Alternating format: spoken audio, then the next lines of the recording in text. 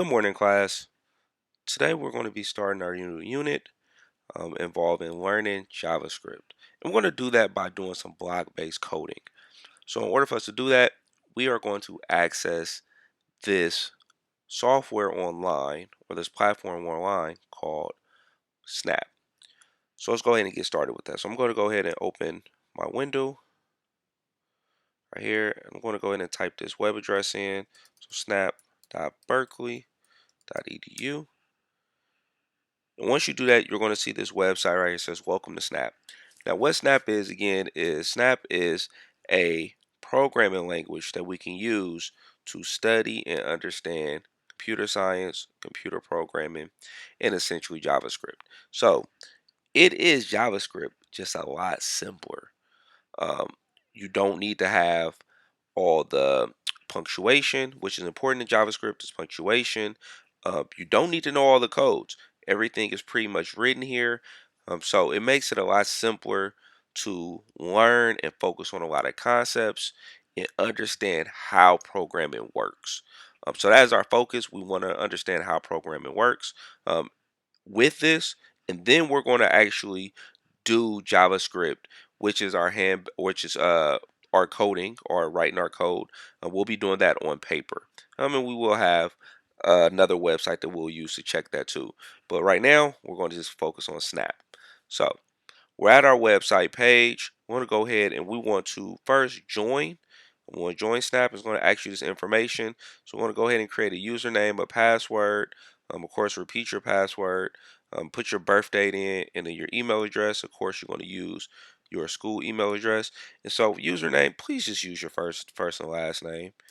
So first and last name is very, very simple. I don't want to see Sugarfoot 98. I don't want to see um, Hawkeye 10, all these crazy names because I don't want you to forget your username. You're going to be saving all your work in the clouds, and you need to be able to access it by using your username. Furthermore, I don't want to have to try to figure out who is who. So when you submit your work, you will also submit a link, and that link will typically have your name attached to it.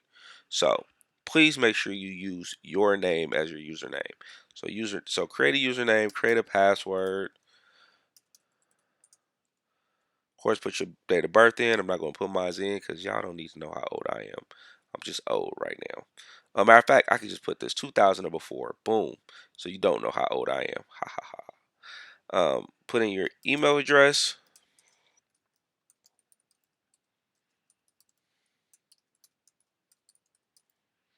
Of course, so I've signed, I've read and agreed to the terms and the private agreement. Press sign up. Oh, I'm sorry. I didn't put my right password in. But of course, it's going to probably say that I already have one. User type Mac already exists. Cool. So now let's look at Snap. So we can actually look at Snap without even logging in. You have this button right here that says Run Snap. Want to click on Run Snap, and voila, we are at our platform. So Snap, again, is a block-based coding program that we can use to write programs. We could do very, very technical, high-level stuff, or we could do some very, very simple stuff. What we have here is our toolbox or our toolbars, right? And we have these blocks. These blocks are used to help us code. And what we have here is all the blocks organized by specific categories. So they do different things. So you have a motion category, you have a looks category, you have a sound, you have a pen, control, sensing, operators, and finally variables. So just to give um, a quick description of each one. Our motion block right here, our motion block just allows us to move a particular sprite. And so you can see sprites right here. Sprites are just objects that we have in our program. We'll get deeper into object-oriented programming, but right now we're going to keep it really, really simple. So just a sprite is just something really, really simple. It allows us to, it functions as a object or as a variable that allows us to put information in for that particular thing to do something, right? So we can program that particular sprite. We can make it do particular things. We can make it do some things. And I'll show you guys as we continue on with this. So motion allows us to move the sprite and change the position of sprite. So as you can see the blocks, you have to like move, you have a turn block, you have it pointing in particular directions, you have an X and Y. X and Y is extremely crucial when trying to program because we see our canvas or we see our space as a grid. So everybody's in here has been in algebra and or geometry class, and you've seen a grid before. You have an X and Y axis. Programming or moving something uses that same type of axis. So here is simplified. So we have an X and Y axis going through the middle of this stage. It was what we call this. This is stage. But as you look at JavaScript, when we write our code and we create a canvas or we create a stage, it's going to be a little different, and we'll get into that later.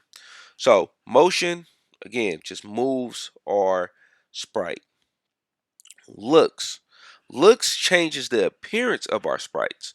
So you have all these different commands that's going to allow us to change the appearance, make it say specific things, think, etc. So this is going to allow us to give like an appearance of a person, of an object, etc., and make words visually come up, or make the person look like they're saying something, or think bubbles.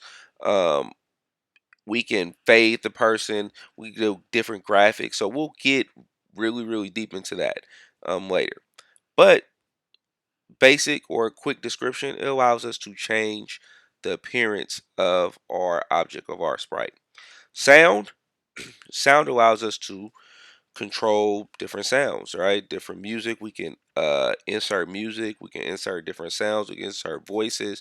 All these different things. So we can use this sound and these blocks here to do those things. Insert some sound to our project. Our pen. Our pen is allows us to draw things, and we can trace and draw things on top of this, on top of our canvas. We can use this to create objects or build objects.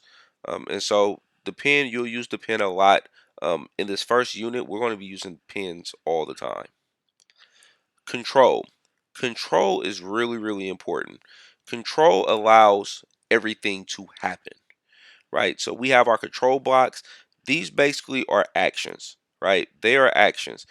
And whenever we have a control block, we are asking our program to finally do something, right? And when to do it. So we have here is like when green flag is clicked, that means that this program does not run until this flag right here is clicked. You can have as much code as you want on this screen right here. You can drop as many blocks as you want, but those blocks will not work unless we have one of these actions involved and that action occurs. So once that action occurs, then it will start to read the code or act out the program. But until that action occurs, it will not do anything. It will just sit there. So sensing. Sensing allow us to do stuff like collision, right? So when an object is touching each other, or when a color is touching each other, um, or whatever we want to take, um, when we want to take in input information, we go into our sensing. We go into our sensing commands or our sensing blocks, and we use one of these blocks to do those specific things. So I've added some new blocks here. These weren't here before. The microphone block, the video block. So it allows us to do a lot more now, which is really cool. Operators. Operators are math functions, right? And so um, when we start getting really deep into JavaScript, we'll learn that these math functions are really essential to creating binary binary operators, binary functions, um, making true or false statements, etc. So we're going to be using these a lot as we get deeper into code. We're going to actually use one of these in our first activity today, but we will be using these. You will utilize a lot of math, there's a lot of math involved in programming. So you'll get to use these, or you'll become familiar with these a lot. And finally, variables. Variables are important. Variables, again, store information. They're containers and they store information. And we can call that, once we store that information, we can call that information at any time. So there's different type of variables we have. We have a list. A list is essentially a list, right? Where you could put in a bunch of different information. We could stack a bunch of different information. So we'll get deep into that as well later on. Now that we went over that, I want to point out the stage, which is pretty cool. So the stage command is like our setup, right? When we have our stage, we have our stage right here. This is basically our setup. We can put different scripts on here. We can put different backgrounds. We put different sounds, and these things happen prior to we can have these run prior to the program, or we can have these run simultaneously with the program, or as a prequel to the program, meaning before the program runs, we have these things here, and these things must occur before the program starts running. It's important that we know that we can change the stage, which is right here, stage size. As you can see, again, we have our grid. We can change this to whatever we want this to be. We want this to be 480. Go ahead and stretch that stage size out. So now it's a square. I can make it longer. I can make it shorter, etc. But I can always go default. You'll see this will be the default one. And we'll typically work with this one. Although again, if you need more space, you can create a bigger stage. Now understanding the stage, when we do a stage 400 by 400, let's go here, 400 by 400. Understand that that doesn't mean that it's 400 up and 400 down from the center. That means that if you split this in half, that means that 0, comma 0 is right here in the middle. And you can go negative 200 and go positive 200 in each direction, right? Which gives us a total of 400 um, spaces, or 400 positions available in the X direction and in the Y direction. So um, now we have a brief summary of what Snap is. Let's look at something real quick. I just want to show you guys. Let's make sure we click on the sprite. One thing that's important to understand, when you're on the stage, only certain blocks are available. So as you can see, since I'm on this stage right here, the motion block isn't available because the stage can't move, you know. But these other blocks are available, right? Set, you see the pen, it has the background information. We can play different sounds. We can make it look differently. Um, you still have the control situation. We have sensing. We have the other things that work as well. We just don't have the motion because there's no movement. The background can't move. The stage can't move. So, so I want to go back here, right here to this sprite, and I just want to show you something really, really basic. So we just want to make something move. So I'm going to go here and I'm going to put this um, when the green flag is clicked. I want this to move 10 steps. And so as I click on this, very, very simple. Make it move 10 steps. Drag this back. You guys can see it again. Every time I click on this, it goes 10 steps. If I click on this, it goes 10 steps. As long as I keep on clicking it, it'll go 10 steps.